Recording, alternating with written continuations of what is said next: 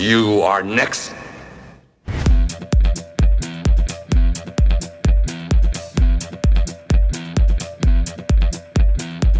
Bolo Yeung est un acteur, culturiste, réalisateur et producteur chinois. Les téléspectateurs se souviennent souvent des personnages positifs, mais Bolo a réussi à gagner l'amour des fans en jouant des personnages le plus souvent négatifs. Mix Show présente Bolo Yeung, qui est devenu l'Hercule chinois. Né le 3 juillet 1946 à Guangzhou, en Chine, dans une famille composée d'un homme d'affaires local et d'une femme au foyer, Yang Si, plus connue sous le nom de Bolo Yeung, était le fils d'un philanthrope chinois. Le garçon s'est intéressé au kung-fu à l'âge de 4 ans et à 10 ans, il a commencé à étudier les arts martiaux avec des maîtres locaux. Il a également suivi des cours d'acrobatie et a développé un vif intérêt pour l'haltérophilie. Il a combiné avec succès les arts martiaux et la musculation, devenant finalement le champion chinois de powerlifting. Contrairement à la croyance populaire, Bolo n'était pas un champion de karaté Shotokan et n'a jamais pratiqué cet art martial. Au milieu des années 60, le jeune homme a fui la Chine communiste pour Hong Kong. Plus précisément, il s'y est rendu à la nage. C'était l'une des rares voies d'évasion où la probabilité de rencontrer une patrouille frontalière était la plus faible. À Hong Kong, il est devenu entraîneur et a ouvert sa propre école de culturisme. Il a rapidement attiré l'attention de l'un des agents de la plus grande société cinématographique de Hong Kong, le studio Shaw Brothers, qui lui a proposé un rôle dans un film. En 1970, le jeune homme a 23 ans et fait ses débuts sur grand écran dans un film d'action, The Amazing Swordsman, dans un second rôle et remporte également le titre de Monsieur Hong Kong Bodybuilding, qu'il confirmera pendant 9 années consécutives. Après des rôles de méchants brutaux dans 14 autres films, dont le film d'action Five Finger of Death, l'acteur en herbe décide de quitter le studio. La rencontre avec Bruce Lee marque un tournant dans la carrière de Yang Soo. Bruce tournait à l'époque La Voix du Dragon et le film était sponsorisé par la compagnie de cigarettes Winston. Dans les cinémas, avant la projection, une courte masterclass de Bruce Lee et une publicité pour une cigarette devaient être diffusées, et notre héros a été invité à y participer. Une amitié se noue entre eux. En 1973, Bruce invite son camarade à jouer le rôle de garde du corps de son adversaire principal à l'écran dans le film Exit Dragon.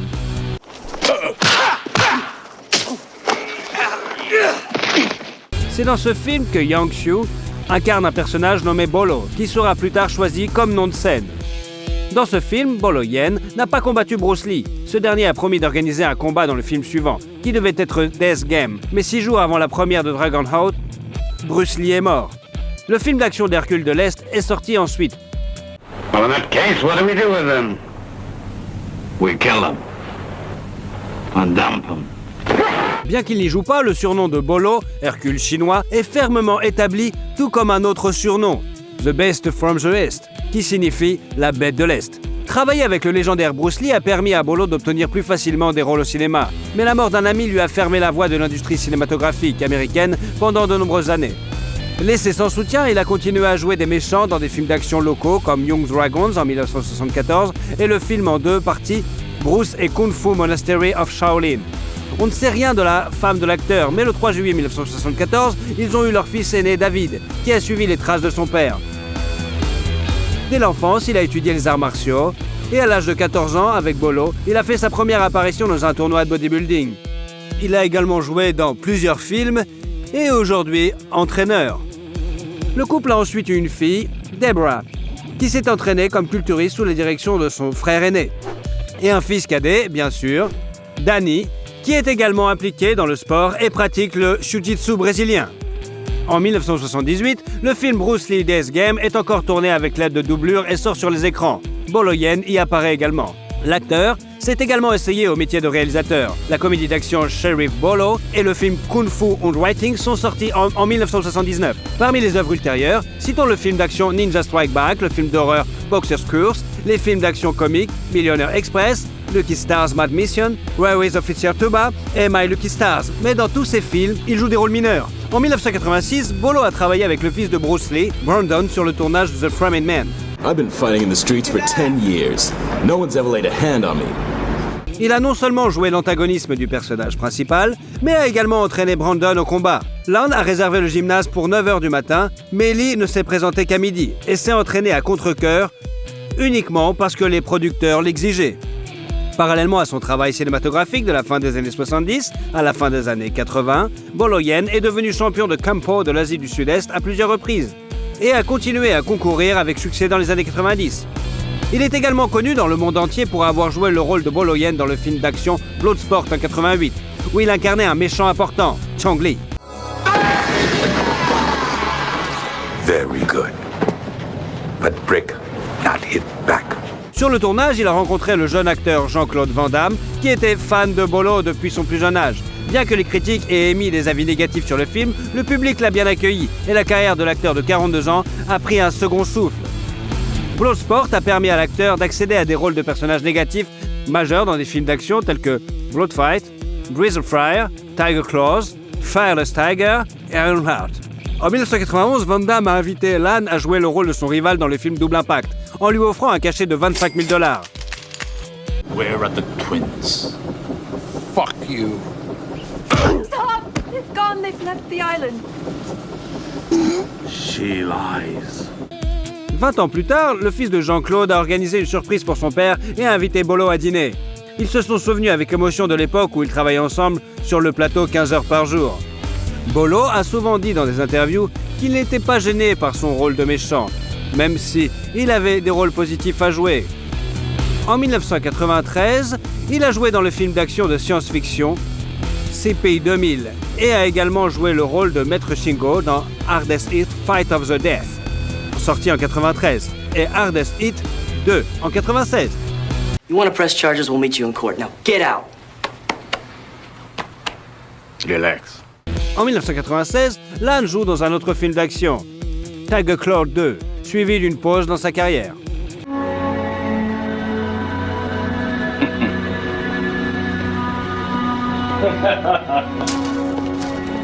En 2006, le moteur de recherche Yahoo a réalisé un sondage pour savoir qui, selon les utilisateurs, était le meilleur acteur de films de kung-fu. Et Boloyan est arrivé en deuxième position, juste derrière Bruce Lee.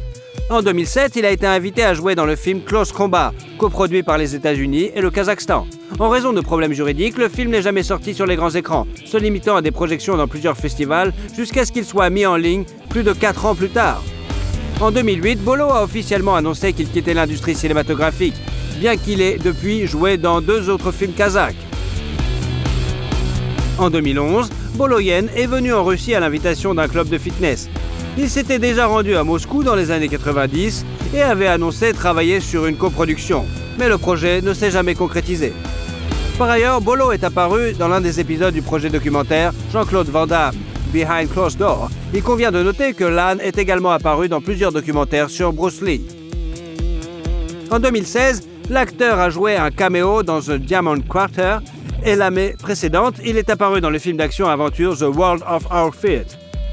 Bolo est aujourd'hui président de l'organisation commerciale de fitness basée à Hong Kong et directeur de la Taipei International Bodybuilding Association. Il organise également des cours de maître, des réunions créatives et des séances d'autographes. Il commence chaque matin par une séance d'entraînement de 2 heures et ne fume pas et ne boit pas d'alcool, bien sûr. Boloyan, 74 ans, a une fortune estimée à 1,5 million de dollars et est principalement dans l'immobilier. Depuis 2018, l'acteur vit à Monterey Park, en Californie, dans une maison à 2 étages avec 5 chambres et 4 salles de bain. Au rez-de-chaussée, on trouve une salle à manger avec un élégant lustre et une grande cuisine ouverte avec un coin repas, faisant la transition avec un salon avec une cheminée, ainsi qu'une chambre. Il y a 3 autres chambres à coucher au premier étage et l'arrière-cour a un coin salon avec une pergola et une fontaine. Le garage peut accueillir 4 voitures. Mais Bolo n'en possède qu'une seule, une Audi A3 décapotable à 49 000 $. Affable et tranquille dans la vie, Bolo Lan a toujours su apporter un sentiment de menace réelle de l'autre côté de l'écran. Il a pris soin de ne pas transformer les arts martiaux en cirque et a déclaré qu'un vrai professionnel doit faire un mouvement qui sera regardé avec impatience. Quel a été votre film préféré de Boloyan? Julia Roberts, comment vit Pretty Woman et ce qu'elle est devenue? La future icône des comédies romantiques est née le 28 octobre 1967 à Smyrna, en Géorgie. Julie Fiona est la 3e enfant de sa famille. Elle a un frère aîné, Eric Roberts, et une sœur, Lisa, qui a également choisi de poursuivre une carrière d'actrice. Tous les rejetons de la famille Roberts n'ont pas tourné sur le grand écran pour rien, car leurs parents ont également exercé une profession créative. Le père de la famille, Walter Grady Robert, était à la fois vendeur de matelas à eau acteur et écrivain. Et la mère de Julia, Betty Lou, était secrétaire à l'église et actrice à temps partiel. Tous les deux dirigeaient une école d'art dramatique et étaient en grande difficulté financière au moment de l'arrivée du bébé. Par coïncidence, leur école était fréquentée par les enfants de Martin Luther King. Il avait payé la facture d'hospitalisation de la mère de Julia à l'hôpital en remerciement de l'attention qu'elle portait à ses héritiers. En 1971, alors que Julia a 4 ans, Betty Lou demande le divorce. L'année suivante, elle déménage et épouse le critique de théâtre Michael Mott, avec qui elle a une fille, Nancy.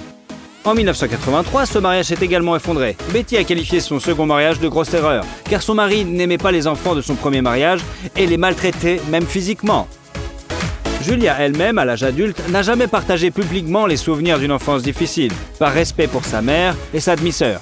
Mais le frère de l'actrice, Eric, révélera plus tard que son beau-père était un monstre et faisait de leur vie un vrai enfer. Après le second divorce de leur mère, les enfants ont dû travailler, et ils ont de nouveau eu des problèmes d'argent. Julia a été serveuse dans une pizzeria dès l'âge de 13 ans et a fréquenté le lycée Graffin et le collège Campbell. La future star se passionne pour la clarinette et participe à un concours de beauté locale, mais ne gagne jamais.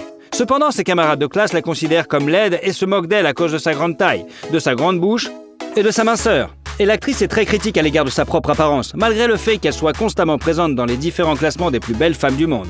Roberts dit qu'elle a des jambes de sauterelle, des dents de cheval et de la paille à la place des cheveux.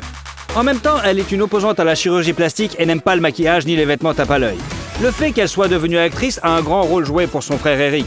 Des succès d'acteurs qui ont tellement impressionné la jeune Julia qu'elle a même commencé à participer à des productions amateurs.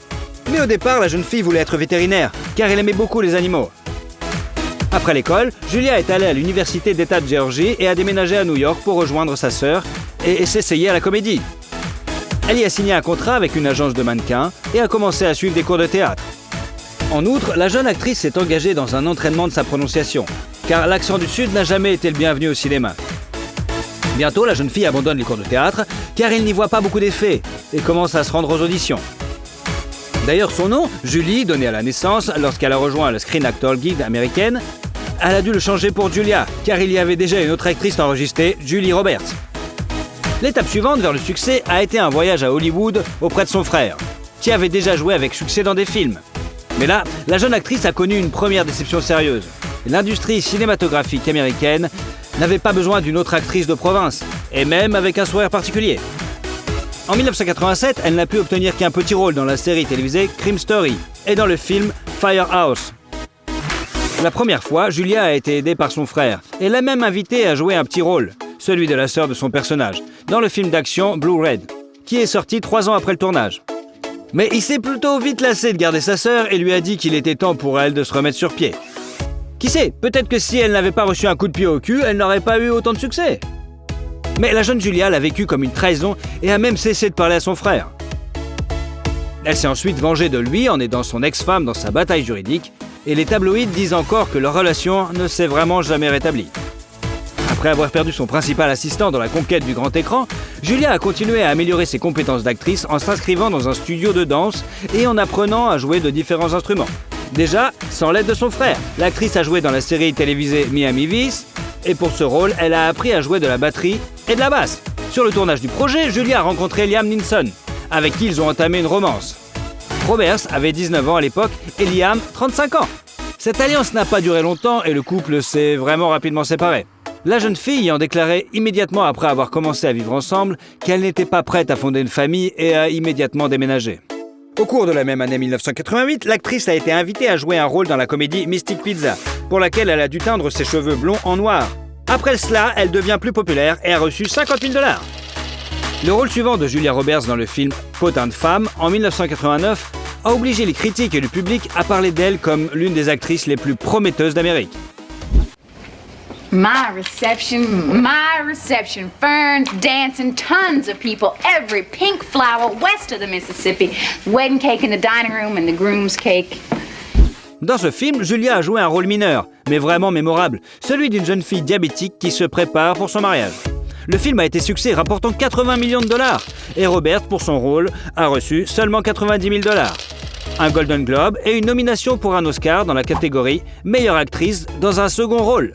À propos, sur le plateau, Julia a rencontré un nouveau petit ami, Dylan McDermott, qui a demandé sa bien-aimée en mariage. Mais le mariage non plus n'a pas eu lieu. En 1990, Julia a participé au film L'expérience interdite, qui a remporté à l'actrice 500 000 $ et un nouveau petit ami, Kiefer Sutherland, avec qui elle est même fiancée. L'acteur est à l'origine de la rupture de Julia avec son précédent petit ami. On leur prédit le mariage de l'année, mais au même moment, les tabloïds s'intéressent à Julia et à Jason Patric, un ami proche de Kiefer. Cependant, ce mariage n'était pas non plus destiné à avoir lieu, puisque la jeune fille a rompu ses fiançailles 3 jours avant la cérémonie, s'enfuyant avec l'ami du marié en Irlande, ce qui lui a valu le surnom de « mariée en fuite », qu'elle confirmera plus d'une fois en mettant brutalement fin à leur relation. Toujours en 1990, Julia Roberts a joué dans le film préféré de beaucoup de filles, Pretty Woman. Oh, honey. You know what's happened? I've got a runner in my pantyhose. I'm not wearing pantyhose. C'est l'une des comédies romantiques les plus célèbres et elle est devenue un classique intemporel. Le titre original du film était 3 000 $, parce que c'était le montant que le personnage principal avait négocié. Le personnage principal, Viviane, joué par Julia, était censé être une droguée et mourir d'une overdose à la fin du film dans un scénario, ou aller à Disneyland avec une petite amie dans une autre fin. Mais le réalisateur a retravaillé toutes les scènes sinistres et a ajouté une fin heureuse. Pendant la préparation du tournage, Julia était tout le temps avec Jerry Marshall, la femme du réalisateur qui dirigeait une clinique gratuite sur Hollywood Boulevard, afin d'apprendre à agir comme Viviane. Il est intéressant de noter que lors du tournage d'une scène intime avec Richard Gere, la jeune actrice était si nerveuse qu'une veine est apparue sur son front. Cela était visible dans le plan, si bien que le réalisateur et Gere ont dû masser le front de l'actrice. Et dans la scène où l'héroïne regarde de vieilles comédies, ils ont dû chatouiller les talons de Julia pour obtenir un véritable rire de l'actrice. Le chien de Julia, qui n'a pas apprécié la scène romantique entre sa maîtresse et Gere, y a tourné et aboyé. La scène a dû être reprise plusieurs fois. De plus, les acteurs avaient un emploi du temps super chargé et Roberts n'avait pas le temps de manger. À la fin, elle est tombée malade et s'est évanouie. C'est là que Marshall l'a encore aidée en donnant du ton à l'actrice. Autre fin amusante, l'affiche de Pretty Woman représente Julia uniquement de la tête et son corps appartient à une doublure. Apparemment, Roberts n'a pas eu le temps de faire les affiches. Pretty Woman a été un énorme succès dans le monde entier. Et bien que les critiques aient traité le film un peu froidement, il a rapporté aux États-Unis environ 180 millions $, apportant à Roberts une deuxième nomination pour l'Oscar de la meilleure actrice et une deuxième statuette du Golden Globes. Les revenus de l'actrice pour le film se sont élevés à 300 000 $. Le succès de Roberts a fait d'elle une véritable star de cinéma et a augmenté ses honoraires. En 1991, l'année du thriller Les Nuits avec mon ennemi, pour la participation duquel elle a été payée $1 million, faisant de Julia, à 23 ans, la plus jeune actrice à avoir reçu un cachet à 7 chiffres. Listen, there's only one more thing I'm gonna ask. Only one thing I want to know. Do you have a name? La même année est sorti le film Le choix d'aimer, dans lequel Julia avait les cheveux longs et un cachet de $3 millions. Et le conte de Peter Pan, Hook, pour lequel l'actrice a été payée $7 millions. Puis l'actrice a eu une brève aventure avec James Foley. Les années suivantes, l'actrice a joué dans le film The Player et a apporté à Roberts un thriller de $8 millions, l'affaire Pélican. You mean you skipped class and ignored me for a week and now you're throwing it away? Let me see it. Don't laugh. It was ludicrous of me to think that I could solve it.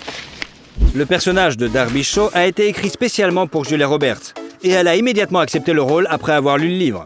Dans le même 93, Julia a même proposé d'épouser le chanteur de country Lil Lovett, qu'elle n'avait rencontré que quelques semaines auparavant. Ce mariage a lieu, mais les amoureux ne vivent ensemble que de 2 ans, puis divorcent pacifiquement de sa propre initiative. L'œuvre suivante de l'actrice est le film d'action avec des éléments de mélodrame et de comédie Les Complices, en 1994. Il est intéressant de noter que dans le film, la protagoniste plaisante sur Sabrina. Le personnage de Roberts en disant qu'il a aimé l'article où elle incarne une prostituée, ce qui est une référence au film Pretty Woman.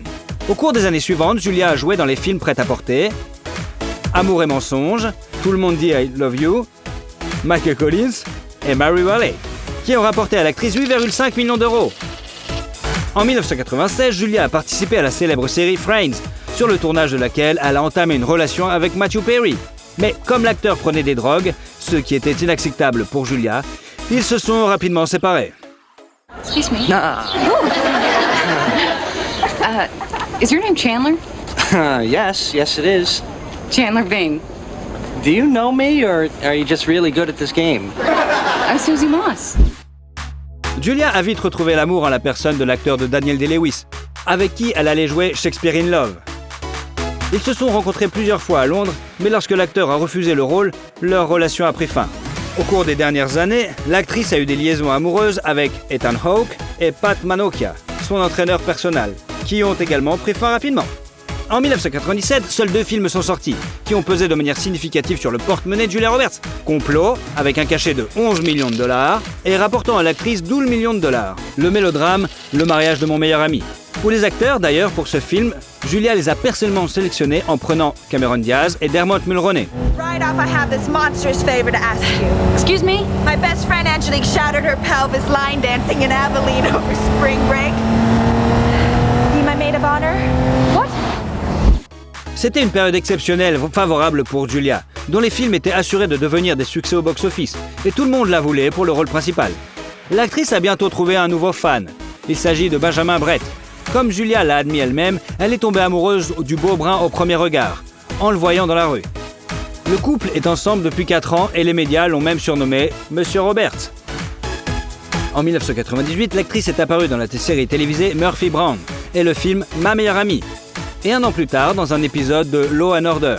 En général, l'année 99 a été riche en redevances et en films. L'actrice a joué avec Hugh Grant dans le mélodrame Notting Hill, qui a montré son talent d'improvisation. Une scène dans laquelle Anne, le personnage de Roberts, engueule un groupe d'hommes turbulents dans un restaurant ne figurait pas du tout dans le scénario. Coïncidence intéressante, le cachet de son personnage est égal à la somme versée à Julia elle-même pour jouer dans le film, 15 millions de dollars. Turn over 4 TRSs and tell them we need radar feedback before the KFTs return at 1900. Then inform the Pentagon we'll need Black Star cover from 1000 through 1215. And if you say one word about how many mistakes I made in that speech, I'll pellet you with olives. Pour ce travail, Julia a été nominée pour un Golden Globe. Au même moment, un autre film est sorti dans lequel l'actrice aurait joué son propre rôle, Just Married. I don't know. I frankly, I don't even want to talk about it. Me neither. Sur le plateau, Julia a travaillé avec un réalisateur qu'elle connaissait, Harry McCarlon. Il a aimé la grimace que Julia faisait aux ses petits-enfants, qu'il a inséré dans le cadre du film. Pour le tournage d'ailleurs, Julia a accepté à la condition qu'il s'agisse d'un film sans suite, car elle ne voulait pas jouer dans des suites. En 2000 sort le film qui devient un véritable triomphe pour Julia, Erin Brockovich. I'm doing this for us. I know it's hard for you to understand, but don't you want Mommy to be good at her job? Ce film a non seulement été un succès au box-office, mais a également valu à l'actrice un Oscar, un BAFTA et un 3e Golden Globe Awards, ainsi que le Screen Actor Guild. Un cachet sans précédent à l'époque, 20 millions de dollars, faisant de Julia la première actrice à franchir la barre des 20 millions. D'ailleurs, Julia est gauchère, ce qui n'est pas le cas de son personnage. L'actrice a donc eu quelques difficultés sur le plateau, par exemple pour la signature des papiers. On sait que lors de la cérémonie des Oscars, l'actrice est apparue en une des robes les plus chères de l'événement, qui a coûté près de 100 millions. L'année suivante, sur le tournage de Le Mexicain, Julia rencontre son futur mari, Daniel Moder, un directeur de la photographie alors marié. Julia a été payée 5 millions de dollars pour le film. Suivent Ocean's 11 avec un cachet de 10 millions. You're 30 seconds late. I was about to send out a search. Hello, Tess. What are you doing here? Et Couple de stars, dans lequel Julia a abandonné le rôle principal au profit d'un mineur. Mais cela ne l'a pas empêché de gagner 15 millions de dollars. En 2002, Moder et Roberts se sont mariés. Ce qui a surpris tout le monde.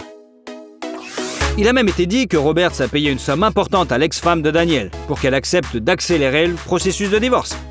On sait peu de choses sur la cérémonie de mariage. Julia portait une robe au contour rose et Moder une chemise jabot. L'actrice a ensuite admis qu'elle et Danny s'étaient fait tatouer les initiales de l'autre peu avant leur mariage, mais que les lettres avaient été placées là où personne ne les verrait jamais. Le couple s'est ensuite installé dans une luxueuse demeure de Malibu d'une valeur de 9,5 millions de dollars, dotée d'un court de tennis. La même année, Julia a joué dans le film Full Frontal, The Great Champ, et dans le premier film de George Clooney, Confession d'un homme dangereux, dans lequel l'actrice a accepté de jouer par amitié pour la somme symbolique de 250 000 dollars. Le film suivant est sorti en 2003, et a rapporté à l'actrice pas moins de 25 millions de dollars. Le drame, le sourire de Mona Lisa. Joe.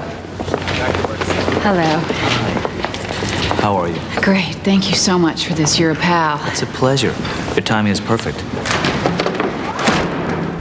Puis vient la suite d'Ocean 12 qui enrichit Roberts de 5 millions.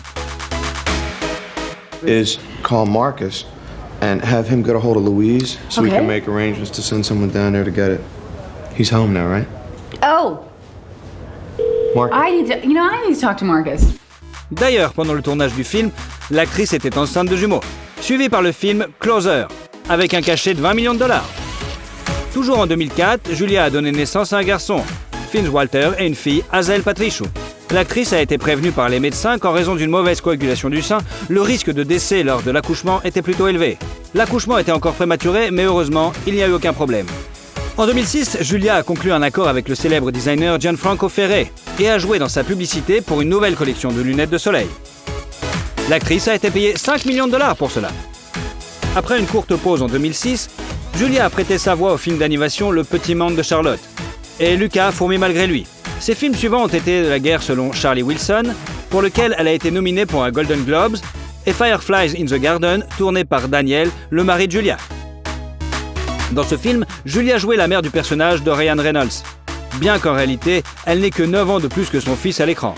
Mais la grossesse à l'écran était réelle, et bientôt la famille eut un jeune fils, Henry. Mais l'actrice s'est reposée pendant une courte période, et en 2009, elle est déjà sur les rangs jouant dans Duplicity avec un salaire de 15 millions de dollars. Et un an plus tard, dans Valentine's Day, qui a rapporté 3 millions de plus à l'actrice. La même année est sorti un autre best-seller, le mélodrame biographique Mange, Prie, Aime. I just spent some time in Rome and I came here feeling so great. Now here I am at the source and I feel more disconnected than ever. Les droits de l'adaptation cinématographique du roman du même nom, Roberts les a achetés elle-même et y jouait un rôle majeur. D'ailleurs, après le tournage, dans une interview, l'actrice a admis qu'elle est hindoue, comme son mari, et que toute la famille se rend périodiquement dans des temples hindous. La même année, une publicité pour la marque de café Lavazza mettant en scène Julia a été diffusée. L'actrice a été payée 1,2 million d'euros pour un rôle sans parole dans la vidéo de 45 secondes. Au même moment, Roberts a annoncé comme le visage de la marque Lancôme. L'actrice s'est vue offrir un contrat unique pour la compagnie, 5 ans de coopération et 50 millions de dollars. L'année suivante, l'actrice a joué dans la comédie romantique Amour, mariage et petit tracas et a joué dans le film de Tom Hanks Il n'est jamais trop tard. En 2012, elle a incarné la méchante reine dans le film fantastique familial Blanche-Neige. Bread is meat. Less is more. Blah, blah, blah. Commoners love a good metaphor. Just go sell it. Bread is meat. Au départ, Julia, comme elle l'a dit dans une interview, était à 1000% contre ce film et considérait que le tourner était une idée terrible. Mais après une rencontre avec le réal, elle a changé d'avis. L'actrice a déclaré que ses costumes étaient très lourds et qu'ils étaient trop difficiles à bouger. Elle s'est même froissé un muscle en se retournant trop rapidement et le tournage a dû être suspendu. De plus, les enfants de l'actrice se cachaient sous les volumineuses robes de la balle. Mais entre deux prises, Julia a décidé de les emmener pour qu'ils n'entendent pas le discours de son personnage et ne soient surtout pas effrayés. Les enfants, bien qu'intéressés, n'ont pas eu droit au film tout de suite, afin que l'image de leur mère ne leur déplaise pas. D'ailleurs, la transformation de Julia en vieille sorcière, à la pomme empoisonnée, est restée un secret bien gardé jusqu'à la sortie du film. À cette époque, une tragédie survient dans la famille de l'actrice. Nancy, la sœur de Julia, meurt. La cause de la mort a été appelée abus de drogue. Et à côté du corps a été trouvée une note de suicide, dans laquelle Nancy, sur 3 pages, a décrit sa relation avec sa demi-sœur et accuse Julia d'être la cause du suicide. Elle reprochait à la belle-sœur le traumatisme mental qu'elle avait causé en se moquant de sa sœur à cause de son surpoids. En 2013, Julia a rejoint le programme caritatif de Gucci, qui se concentrait sur le problème de la fumée nocive respirée en cuisinant. L'actrice prévoit de remplacer les cuisinières défectueuses par des cuisinières en état de marche dans les régions pauvres d'Afrique. Un an plus tard, Julia devient le visage de Givenchy, apparaissant dans une nouvelle image peu familière, forte et résolue, sans style et presque sans maquillage. D'ailleurs, l'actrice préfère s'allonger pour se maquiller car elle estime que le résultat est plus naturel. Au cours des années suivantes, l'actrice a joué dans Août, un été à Osage Country, Normal Hair, Aux yeux de tous, Money Monster, Joyeuse fête des mères, qui a rapporté 3 millions de dollars à Julia, et le drame familial Wonder, avec un cachet de 6 millions de dollars. Open your eyes. No! You finished your thesis. Let's get drunk. En 2018, l'actrice a participé à la série Homecoming, pour laquelle elle a reçu 6 000 dollars supplémentaires, et au drame Ben is Back. En 2019, Julia est devenue le visage de la marque italienne Calzedonia et en 2020, Chopard a publié une vidéo promotionnelle pour la montre Happy Sport avec Julia dans laquelle elle danse avec insouciance et profite de la vie. La série dramatique Gaslit sur le scandale du Watergate et la comédie romantique Ticket to Paradise ont été lancées. Le drame The Friday Night Kitting Club, basé sur le livre du même nom de Kay Jacob, est actuellement en attente de sortie. En fait, Julia est la tricoteuse la plus célèbre d'Hollywood. Elle crée des motifs complexes et peut tricoter n'importe quoi, d'une écharpe à un manteau ou un sac. Elle a un atelier entier pour toutes sortes de travaux d'aiguille à la maison et emporte son fil avec elle lorsqu'elle est sur le plateau, afin de ne pas rester inactive pendant son temps libre. Il est intéressant de noter que pendant toutes les années où Julia a été mariée à Danny, on a prédit que leur mariage allait bientôt se briser. Par exemple, en 2018, l'actrice n'a pas été vue avec son mari pendant près de 9 mois. Mais les paparazzi ont tout de même réussi à attraper le couple alors qu'ils se promenaient sur la plage. Et après, l'actrice elle-même a partagé des mignonnes photos de famille avec ses followers. Le couple a célébré son 19e anniversaire de mariage en 2019. À cette occasion, l'actrice a partagé une photo qui montre que les sentiments ne se sont pas estompés avec les années. L'actrice de 54 ans joue moins ces derniers temps et a même déclaré qu'en raison de son expérience de la vie, elle ne tournera plus de films romantiques. Elle passe beaucoup de temps avec ses proches dans un ranch au Nouveau-Mexique, où se trouve une maison de 750 mètres carrés. Julia possède une petite ferme où elle élève des poulets et ne propose que des fruits et légumes biologiques sur sa table. La star s'occupe également du jardin et sait même conduire un tracteur. La star souligne que sa famille passe avant tout. La famille essaie de protéger autant que possible ses enfants des journalistes. Cette année, les jumeaux ont eu 17 ans et en l'honneur de cet événement, les heureux parents ont partagé des photos rares de leurs enfants. Aujourd'hui, le capital de Julia Roberts est de 250 millions de dollars. Et chaque année, elle gagne de 20 à 30 millions dans les films et la publicité. Le célèbre sourire de l'actrice serait assuré pour 30 millions. L'actrice préfère investir l'argent dans l'immobilier. À différentes époques, elle a acheté plusieurs maisons, une à Hawaï. L'une d'elles a été vendue avec une remise de 50% pour 16,2 millions de dollars. Une autre, avec vue sur l'océan Pacifique, a également été vendue pour 17 millions. Une autre de ces maisons, blanche comme neige, auquel Julia a décidé de dire adieu, située à Manhattan, une propriété de 609 mètres carrés, avec vue sur la ville de New York, s'est vendue pour 4,5 millions de dollars. Julia possède également une maison à Malibu, qu'elle loue pour 10 500 dollars par mois. À l'intérieur, les murs et les plafonds en bois sont peints en blanc, ce qui, avec les grandes fenêtres, crée une sensation d'espace. Et l'actrice a vendu une autre maison dans un style ranch confortable pour 8 millions de dollars. En 2020, l'actrice a acheté une maison de 5 étages à San Francisco, construite en 1907 et rénovée. Le manoir comprend 5 chambres, 4 salles de bain, un bureau, une cuisine moderne, une salle à manger et plusieurs coins salons. Il y a quelques années, Julia a acheté une maison avec un skatepark pour ses enfants à côté de leur manoir principal de Malibu. La célébrité possède également une Mercedes GL 320 CDI et une Toyota hybride.